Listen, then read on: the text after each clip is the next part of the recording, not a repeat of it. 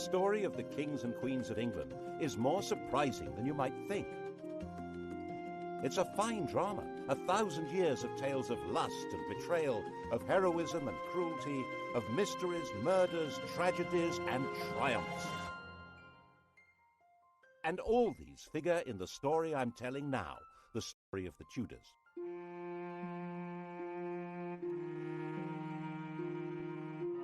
Above all, though, the story of this great dynasty of rulers is a tale of passionate love affairs and what happens when love and high politics collide.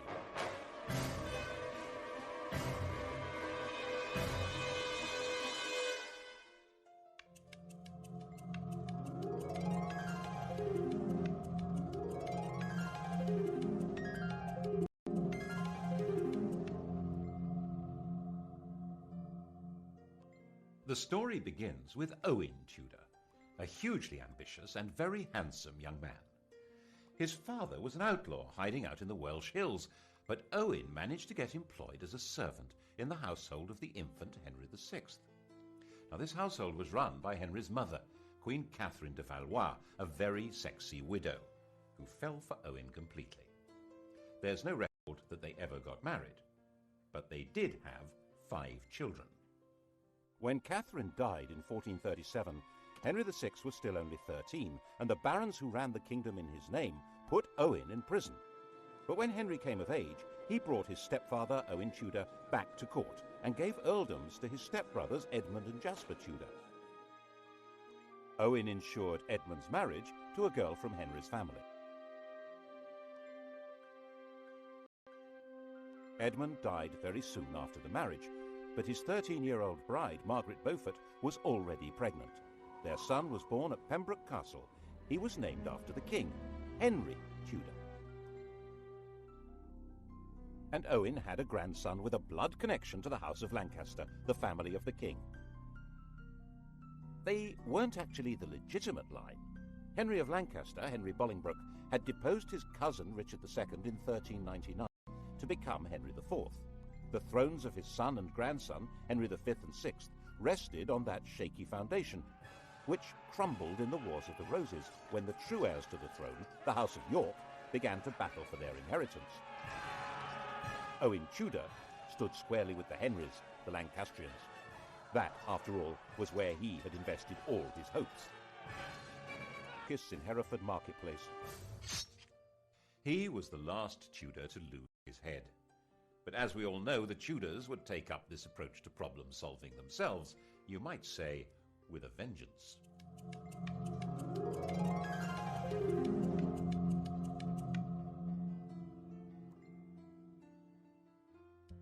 Edward of York seized the throne, Edward IV, and Owen's 4-year-old grandson, Henry Tudor, began what would be decades of living on the run or as a refugee. But 3 years later, King Edward did something would eventually give Henry Tudor everything Owen had wished for. He fell in love, and that began a chain of events which altered all England's history. When Edward was about 20, he was waylaid by an attractive widow of about 25 who was trying to recover her late husband's property. Edward, 6'3" tall and really very good-looking, wanted to help, and he became besotted. It seems she persuaded him to secretly enter into a contract to marry her. Her name was Eleanor Butler. About a year later, in 1464, another attractive widow, 26 years old, pulled the same stunt, and Edward did it again. Unbelievable!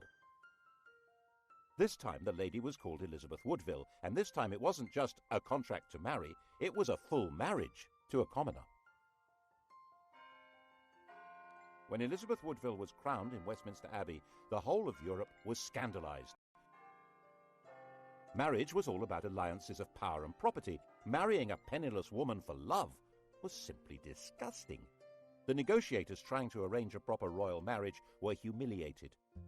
And when Edward heaped honours, wealth and titles on Elizabeth's relatives, the Rivers family, the nobility of England were outraged. They were, quite frankly, getting completely above themselves.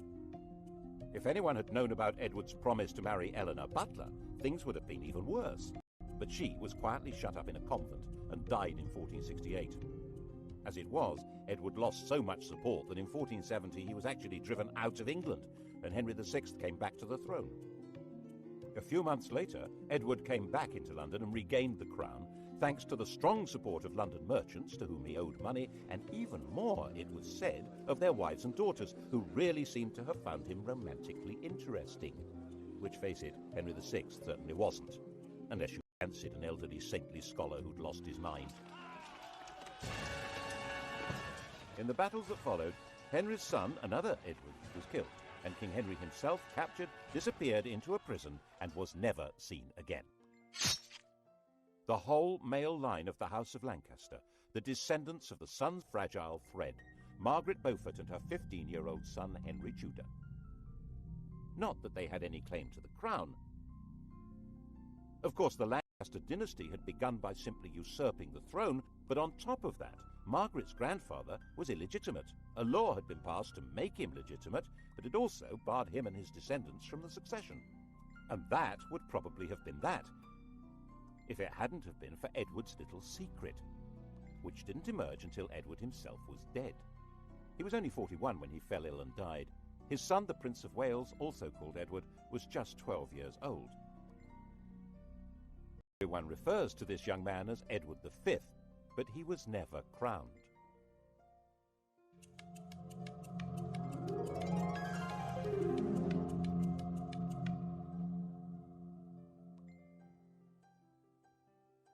The dead king's will was clear. Prince Edward would be his successor, of course, but he would be in the care of a guardian and protector of the kingdom. That person was Edward IV's brother, Richard, Duke of Gloucester. We all know him as the most evil king in English history, the warped and twisted Richard III. Richard had been, in effect, King Edward's vice-regent in the north, based in the city of York, and no one at that time said anything bad about him at all. But the Queen thought there was someone even better to run her son's kingdom. Her. King Edward IV had died at Westminster. Elizabeth immediately sent her brother and other members of her household rushing up to Ludlow, where Prince Edward was staying. The idea was to hustle him to London and install him before Richard even knew what was going on. Then she and her family, the Rivers, would have control of everything. Richard, of course, did find out what was going on and said he would meet up with the party as they brought the prince through Northampton. Okay? Okay. Except that when he got to Northampton, he found that the Rivers didn't have the prince with them. Alarmed, Richard took them prisoner and found their baggage stuffed with arms and armour. There was plainly an attempt being made at a coup. Richard nipped it in the bud. He found they'd secreted the prince in Stony Stratford, Elizabeth's family home. This was before blue plaques had been invented. Richard escorted the prince to London and installed him in the Tower of London while he set about organising the coronation. And then came the bombshell. The dead king's contract to marry Eleanor Butler had been made in front of a priest, who now decided it was time to speak. Oops! If Edward really had been betrothed to Eleanor, his marriage to Elizabeth Woodville was bigamy, and the young prince couldn't be king because he... This man, Robert Stillington, was no ordinary priest. Edward had promoted him and trusted him, making him a bishop and keeper of the Privy Seal and then Chancellor of England. But then Stillington became awfully friendly with King Edward's ambitious brother, the Duke of Clarence, and Clarence could not be trusted an inch. If Edward's children were illegitimate, Clarence would be next in line to the throne. Edward quickly had his brother sentenced to death and executed in private with no chance to make a public statement. Instead, the world was told Clarence had drowned in a butt of Malmsey, a barrel of sweet wine. Such a sad accident. And Stillington spent a year locked in the Tower. After his release, perhaps nervous of the power of strong drink, he kept his mouth shut until Edward was dead. But now he spoke, and Parliament believed him. With Edward's children illegitimate and Clarence's disinherited when he was executed, Richard was left as the proper successor. He reluctantly accepted. Well, he accepted.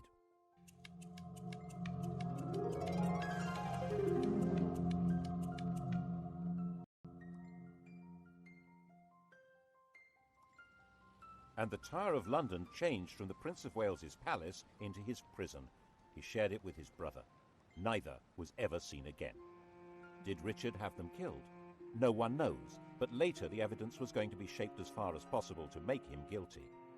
He's been said to have personally killed Henry VI and Henry's son, whose widow he married, and done the dirty deed with Clarence and the Malmsey, quite apart from the murder of the princes in the Tower. The picture of Richard that's come down to us, the hunchbacked, sinister and ruthless tyrant, is a caricature painted after he'd been deposed and immortalised by the Tudors' greatest propagandist, William Shakespeare. One of the buildings inside the Tower of London was even given the name the Bloody Tower to associate it with Richard's foul murder of the princes, though they almost certainly were in a different building anyway. He'd certainly been a popular figure in the north of England, where his brother had charged him with healing the divisions of the Wars of the Roses, but it only took 4 months for a rebellion to emerge against him. The rival candidate was, of course, the boy across the water, now not such a boy, Henry Tudor. The House of York was now as extinct as the House of Lancaster. Henry Tudor was all there was for disappointed Yorkists as well as Lancastrians. And there were plenty of disappointed Yorkists. Richard gave positions, power and wealth to men he trusted, whom he'd got to know in the north of England, leaving a lot of southerners out in the cold who thought they could do much better under a more sympathetic figure. And now he landed at Milford Haven in Wales on the 1st of August 1485. 3 weeks later, when he came to do battle at Bosworth, his force had grown by just 3,000 men. Richard came to the battlefield as rightful King of England. Before the battle began, he held a coronation ceremony, restating his right of true succession to the crown, a right which Henry Tudor did not possess at all. Actually, given the fact that his family was specifically barred from the succession, he had pretty much less claim than anyone else there. But that's not how things were working out. Richard III was the last English king to die on a battle. The crown of England was found lying under a bush at the end of the Battle of Bosworth and placed on Henry Tudor's head. And Henry understood how you rule England. Not by winning over great nobles, they'd pretty well all been wiped out, but by winning over public opinion. The pen is mightier than the sword, especially when it tells the story of what happened.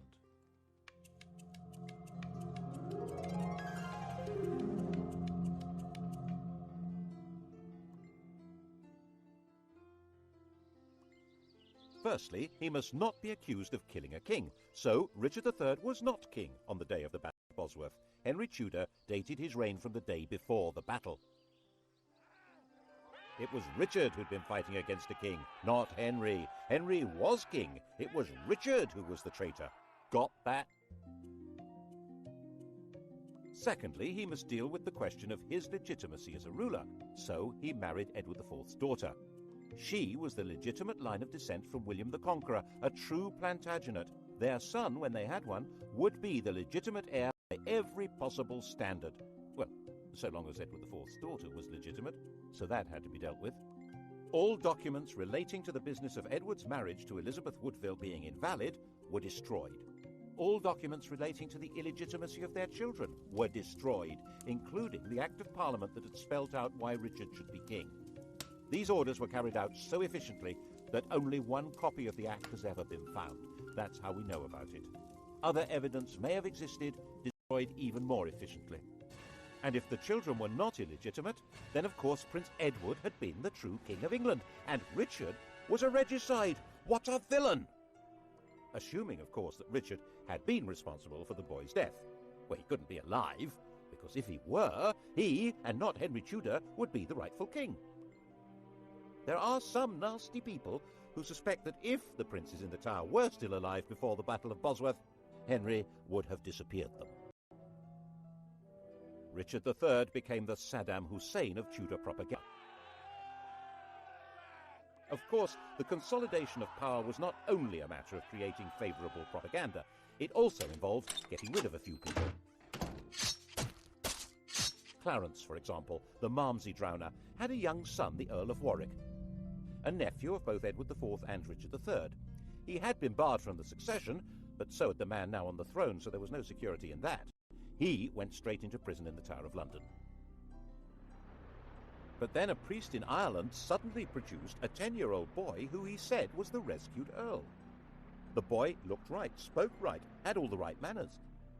He was solemnly crowned in Dublin Cathedral as Edward VI, and a force of Irish supporters backed by Flemish troops then landed in the north of England. They were supported by the Earl of Lincoln, John de la Pole, who was also a nephew of Edward IV and Richard III. He was their sister's son. In fact, Richard III, who had no children, had designated John as heir to the throne. John knew perfectly well that the child was an impostor called Lambert Simnel, who had been carefully trained for the project. The rebels had obviously assumed that Henry had killed the Earl of Warwick, so wouldn't be able to prove that Simnel was an impostor. They were wrong. The prisoner, still alive, was put on public display, and the rebels were crushed. But never missing a trick, Henry forgave the child and gave him a job in the royal kitchen. He grew up to be a royal falconer. Another impostor appeared in 1492, this time claiming to be the younger of the princes in the Tower, Richard, Duke of York. His real name was Perkin Warbeck, and he stayed on the continent collecting support from anyone who fell out with Henry. Henry had persuaded Parliament to set up a special court to try members of the nobility who were a threat to the crown. A number of Warbeck's supporters suddenly found themselves arrested, tried for treason, and facing execution. This court was to become the notorious Court of the Star Chamber. Perkin was a constant irritant, first trying to invade from Ireland, then teaming up with the King of Scotland, and finally in 1497 he raised a rebellion in Cornwall, which Henry crushed, and promising leniency persuaded Perkin to surrender. Perkin was imprisoned in the Tower, which of course already housed Clarence's son, the Earl of Warwick. And of course it wasn't long before evidence appeared that the pair of them were plotting a joint escape, and that was the end of both of them. There was one other person with a claim to the throne, Henry Tudor's mother, Margaret. In fact, whatever claim he had, she must have a better one, but no woman had ever ruled England in her own right. And Henry needed a son to inherit the throne. Not just to the Plantagenets, but to patriotic English legends. But Arthur died in 1502, leaving his younger brother Henry as the Tudor heir. And in 1509, when the 52-year-old king died, Henry VIII succeeded to the throne.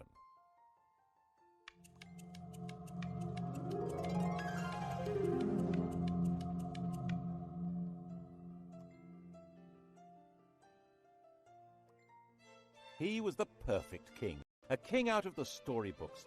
He was 17 years old, extremely well educated, extremely good-looking, with polished manners and the style and physique of an athlete. He also had an unchallengeable claim to the crown, and to secure the succession, Henry VIII married the woman to whom he'd been betrothed for 7 years, Catherine of Aragon, his dead brother's widow. The Spanish worried that this was against church rules, and so the Pope granted a dispensation. In fact, this was all rubbish. While the Bible specifically forbids a man from sleeping with his brother's wife, it actually insists that he must marry his brother's widow. Anyhow, 2 years later, Catherine gave birth to a son, but the infant soon died. So did the next.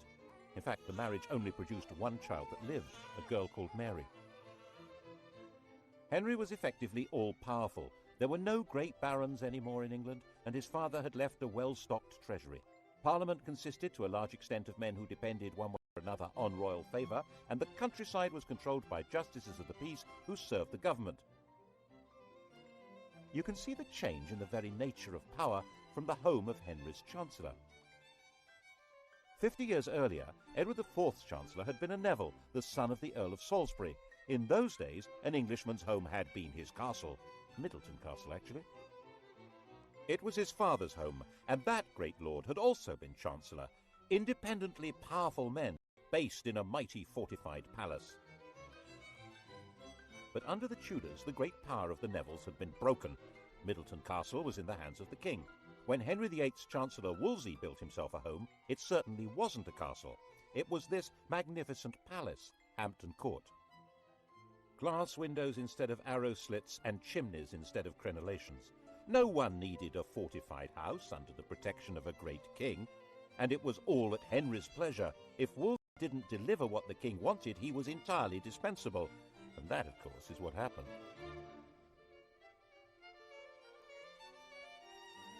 The royal marriage was haunted by the ghost of their dead sons. By the end of the 1520s, Catherine was in her late 40s, had stopped getting pregnant, and there was still no male heir, just a daughter, and England had never been ruled by a woman. Henry did a baby boy. The bride in question, Anne Boleyn, was already well installed in Henry's life. Henry, who'd already enjoyed her sister as his mistress, had wooed Anne with enthusiasm. He married her in 1533. Her coronation didn't seem to impress Londoners. Their entwined initials on the banners produced shouts of "Ha ha!" She was visibly pregnant and gave birth to a child. Drat! Another girl. She was named Elizabeth, and little Mary was declared illegitimate. The legality of this marriage must be sorted out before her next baby. That was Wolsey's job. He had to persuade the Pope that his predecessor should never have allowed the marriage to Catherine. Henry fancied himself as a theologian. He'd written an attack on Luther, which became a bestseller, and the Pope had declared him a defender of the faith. A proud boast which he stuck on the coinage and has remained there ever since. Every English monarch is fid deaf. So he told Wolsey exactly how the argument should be put to the Pope. Wolsey could probably have swung it if he'd been left alone. As it was, he failed and lost his job. And the Pope had also failed. So Henry, the defender of the faith, filed the Pope. To achieve this drastic act, having himself legally declared the supreme head of the Church in England, required an extraordinary shift in power. He had to find a way of giving the nation a voice so that it could say what he wanted.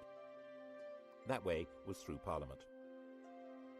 The Church's wealth and power was hugely popular. The notion of no longer paying church taxes to Rome was really very cheery. But it wasn't as simple as that. Some people believed that the Pope really did represent divine authority. And for many others, there was a fear that the Pope might excommunicate their customers on the continent if they continued trading with them. With the effective help of a new chief minister, Thomas Cromwell, and a new Archbishop of Canterbury, Thomas Cranmer, Parliament passed the necessary acts. By the end of 1534, the King of England had become, legally, the total, overall, supreme ruler of the whole shebang. Once Henry VIII had become head of the Church in England, he was a new kind of king. One immediate consequence of the new order was that he had control of the fabulous wealth of the English Church. It wasn't just the Pope who got the sack. He closed down all the monasteries and nunneries. There weren't all that many people in them, less than 10,000 over the whole country, but there may have been 10 times that number dependent on them. And in areas such as Lincolnshire and Northumberland, there was armed rebellion. One of the rebel leaders was John Neville from that great old family of barons, but the Nevilles were no threat to the modern crown. The rebellions were crushed. And monastic lands were sold off cheap to bolster the treasury, who would loyally support the crown. The old struggle for power between the papacy and the monarchy had now been decisively settled. Becket, the 12th century archbishop whose defence of church power had led to his martyrdom, had been the most popular saint in England. Henry ordered Becket to be declared no saint, to be tried and convicted of treason, and for his bones to be burned and the dust scattered in the air. Who's in charge now, eh? What's more, in 1536 Catherine of Aragon died, meaning that the problem of the ex-queen had gone away. He and Anne Boleyn dressed in bright yellow to celebrate. But 4 months later, he was told that Anne had committed adultery. Henry was surrounded by courtiers jockeying for influence, forming alliances, factions, to do down those who might damage them. And Anne became a victim of an organised campaign by those who felt endangered by her faction. Whether it was true or not, no one knows, because Henry's fury was so total that her trial and those of her supposed lovers was a travesty. She might indeed get pregnant with a boy, but then its parentage would be in doubt, and she might not. She'd miscarried at least twice since Elizabeth's birth. Without a legitimate son, it had all been for nothing. Anne was imprisoned in the royal lodgings in the Tower of London. Henry had extended them before their coronation, and now she was occupying them for the first time. Not as his wife, but as his prisoner. After 18 days, she was beheaded, and Henry married Jane Seymour.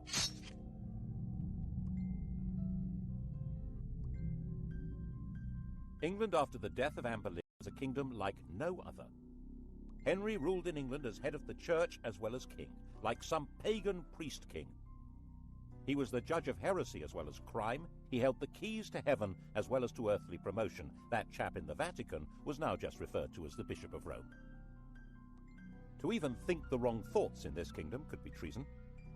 That was how the new Chancellor, Thomas More, found himself imprisoned in the bell tower of the Tower of London.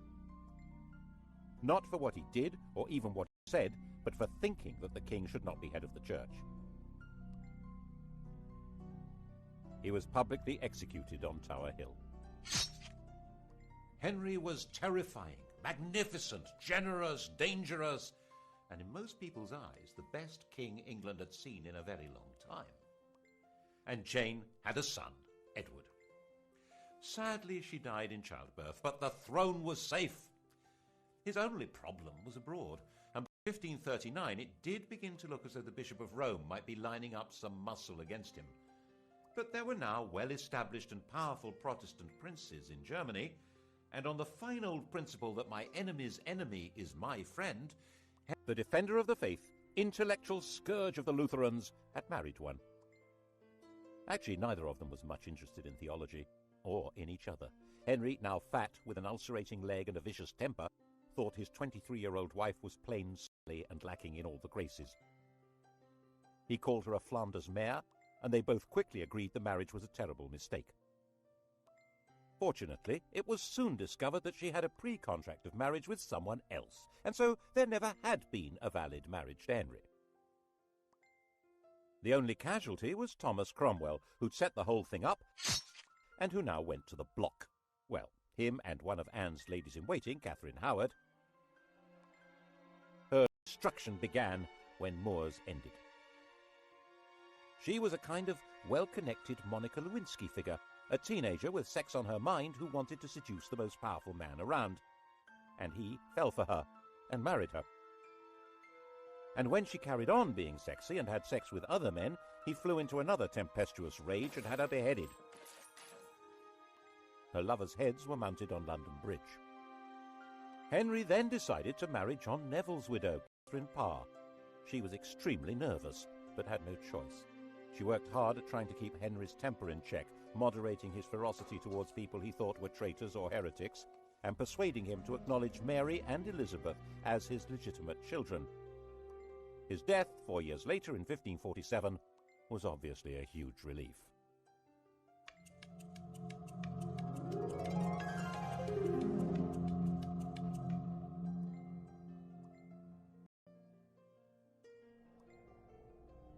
Henry had succeeded in leaving a son, but only just.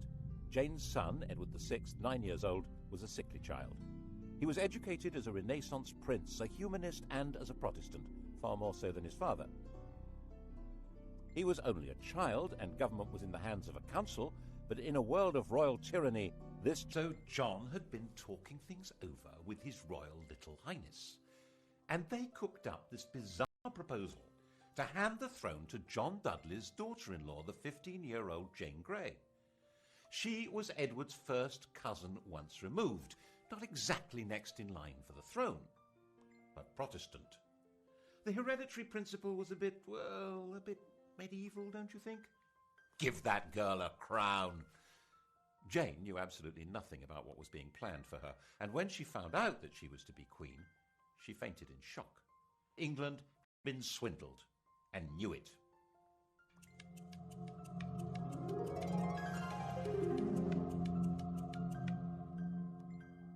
Jane came to London as queen, but was she? Everyone's eyes turned to Mary. Throughout all that had happened since Henry had disowned her, Mary had very publicly maintained her Catholic faith and the public celebration of the Mass. She'd become a symbol of resistance to tyranny, and whenever she appeared in public, she was mobbed and cheered. And now Mary announced that she was the proper heir to the throne, and she was going from her home in Framlington in Surrey to be crowned in London. The journey was a procession through villages and towns filled with cheering crowds. She entered London to the greatest street party the city had ever seen. The dancing, drinking and bell-ringing went on all night. After just 9 days as the first woman to rule England, Jane was placed under arrest by her own father, who was supposed to be her chief defender. She was imprisoned, and Mary felt obliged in the end to have Jane executed. It didn't help that her father joined a rebellion against Mary. But by then, 6 months after her triumph, many people were ready to rebel against Mary. The defiant woman who'd stood against tyranny was now on the tyrant's throne. The English didn't actually like the papacy, but Mary did. The English didn't like Spain, but Mary did. She married its king, Philip II. And the English didn't like being forced to subscribe to religious beliefs on pain of death. Mary had 277 people burned alive because of their religious opinions. Bloody Mary. Unable to have children, a bitter invalid, England's second queen died in 1558, 42 years old, the most detested ruler in all England's history. There were celebrations almost as fervent as had greeted her arrival 5 years before.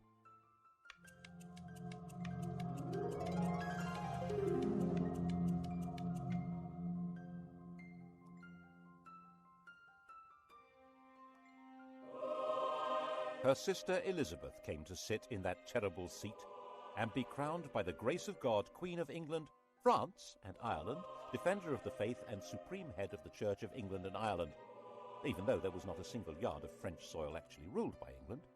Calais, England's last little piece of France, had been lost just before Mary's death. England had become an island, and its queen would have to be an island too. She couldn't marry because that would create a king who would be either a foreigner like Philip or an opportunist courtier who'd come trailing faction and enemies in his wake. She would be both queen and king, the virgin queen ruling from a tyrant's throne over a people whose support was essential. Monarchy in England was a paradox, and Elizabeth's solution to the paradox was wholly bizarre. The Tudor monarchy had been shaped by the need that had not materialized, and now Elizabeth would choose to have no child at all. How would the crown survive? Elizabeth succeeded to the throne when she was 25 years old. By that age, women were generally married with children, but Elizabeth had never had any intention of doing that. Her father had killed her mother. His behavior towards his other wives had been equally dreadful. At 14, Elizabeth had announced that she would never marry. In fact, her survival through Mary's reign had depended on her being free of any association with anyone else.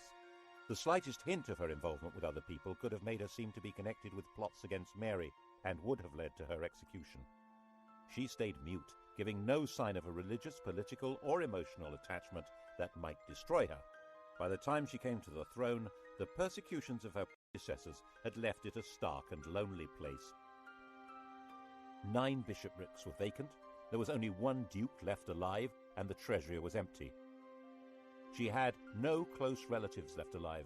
The heir to the throne was her aunt's granddaughter, Mary, Queen of Scots, a Roman Catholic. No one knew whether Elizabeth was a Roman Catholic or a Protestant. The first test came over the oath of allegiance. Elizabeth insisted that, like her father, people must acknowledge her as head of the church. The bishops, Roman Catholics appointed by Mary, said that in that case none of them would allow her a coronation. Well, all except for the Bishop of Carlisle. He did the honours, and the popular acclamation for the new queen was terrific, and she shouted back, "God a mercy, good people." Elizabeth interpreted her religious role in a new way. She declared that she didn't mind whether her subjects were Catholic or Protestant, so long as they were loyal. She'd survived by being very careful about what she said and did, and that was how she coped with sovereignty. She dared not marry or be touched by scandal, but her every move was watched like any modern royal, maybe more so. To the extent that her laundresses were bribed by ambassadors who wanted to know whether her periods had stopped in case she was pregnant. She made herself look splendid, held magnificent pageants, and eventually seemed to be holding the kingdom together without the rebellions, persecutions, and massacres that had become regular features of English life. She managed this in partnership with an immensely loyal and capable minister, William Cecil, and constantly teasing the world with a showy flirtation with the Earl of Leicester, Robert Dudley. But the love affair she really encouraged was to have the nation adore her. In poetry, paintings, and theatre, she was Gloriana, the magical beauty to whom loyalty and love were equally due, and who had no a Catholic plot to replace her with one of the grandchildren of Henry VIII's sister Margaret, either Mary Stuart, Queen of Scots, or Henry Stuart, the Earl of Darnley. Both of them had a valid claim, as not only was Elizabeth excommunicated, she was arguably illegitimate. They were carefully encouraged to maneuver themselves into helplessness. Mary was the more dangerous. She'd been Queen of France until her husband's death, and a ruler of Scotland who had French backing would be a danger to England even without the religious issue. But Mary's education had been unlike Elizabeth's. She'd not lived in fear of her life, but in the indulgent French court. This was not a good preparation for life in Britain, a land of conspiracies and killings. Darnley was a weak man in a weak position, a good-looking, unstable lout. What happened next looks like a cunning plan. Elizabeth pretty much obliged the 19-year-old Darnley to visit the 22-year-old widow Mary, having ordered him not to marry her. The result was totally predictable. And Darnley was a total liability to Mary. Dim-witted and resentful of his lack of power, he was also furiously jealous. And when he thought her advisor Rizzio was having an affair with Mary, he joined a plot that had Rizzio murdered in front of her. She now viewed Darnley, the patsy in all this, with hatred and contempt, and was herself complicit in the plot that murdered him with an explosion. She ended up fleeing her own kingdom and throwing herself on Elizabeth's mercy. Ultimately, a bad place to be. Elizabeth was half the time sure that Mary should be executed to deprive Catholic plotters of a candidate for the throne, and half the time sure that she should do no such thing. Ruling queens were rarer than hen's teeth. For one to kill another really wasn't good. She signed the death warrant, but in a state of real distress. Mary and Darnley had a son, James, and he was now the virtually incontrovertible heir to Elizabeth's throne. She wrote to him confirming that and apologizing for what she'd done to his mother. The very idea that it was legitimate to kill a crowned sovereign was extremely dangerous. Elizabeth was deeply concerned with the rights and powers, the prerogatives of the sovereign. She was very wary of Parliament, which in her view treated every request for taxes as a blackmail opportunity to give itself powers of government. So she tried very hard not to ask for taxes, and her government was parsimonious, mean as possible, and then some. She was determined to protect royal authority. She refused to allow Parliament to refer to England as a state. She said it sounded too much like something to do with the States General, the parliamentary body that ruled the Dutch Republic. That republic, it was her ally in her struggle to keep England out of Spain's clutches, but she was nervous that its political ideas might be catching. England was a kingdom. It happened to be ruled by a queen, but as she famously said, one who had the heart and stomach of a king. Of course, Elizabeth's greatest moment was when she managed to see off the Spanish Armada, when Philip II, by far the most powerful ruler in the world, assembled a vast fleet to collect an invasion army from the Low Countries and bring England back into the Roman Catholic Church. The English fleet, genuinely patriotic, genuinely daring, skillfully harried the Armada to prevent it finding a safe anchorage where it could make contact with the landing force.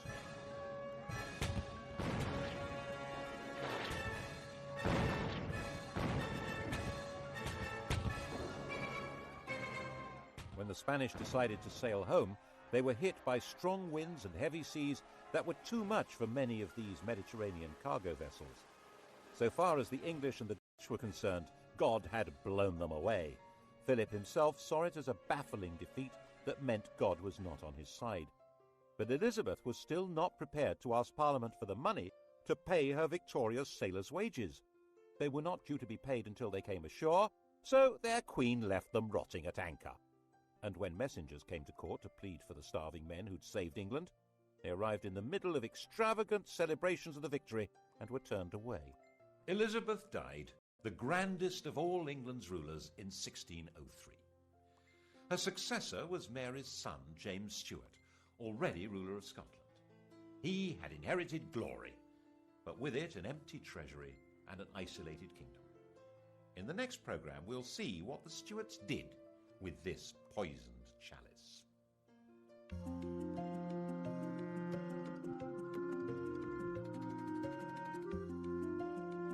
On to the Stuart Tonight at 10, and to test your knowledge of Henry VIII and his 6 wives, Sky Digital viewers press red. Coming up on UK TV history, decisive weapons at Agincourt and in the Falklands, the longbow and the Harrier jet.